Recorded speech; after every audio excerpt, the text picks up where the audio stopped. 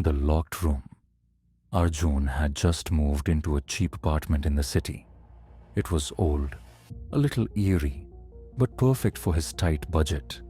The landlord, a frail old man, gave him one strange warning before handing over the keys.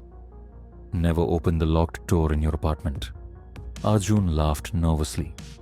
Why? What's inside? The old man just shook his head. Some doors are meant to stay closed. That night, curiosity gnawed at Arjun. He stood in front of the locked door, feeling an odd chill in the air.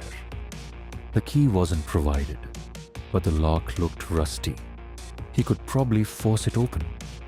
Days passed, and strange things started happening.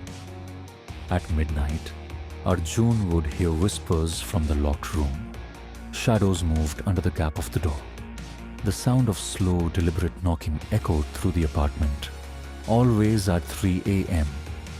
One night, unable to bear it any longer, he grabbed a hammer and broke the lock. The door creaked open. Inside there was nothing, just an empty, dust-covered room. Confused, he stepped inside, and then the door slammed shut behind him. The whispering grew louder. Arjun spun around, pounding on the door, but it wouldn't budge. His own apartment now seemed like a different world outside. The whispers turned into laughter.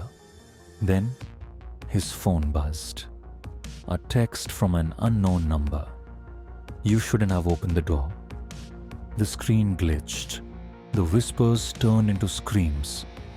The next morning, the landlord knocked on the apartment door. No one answered.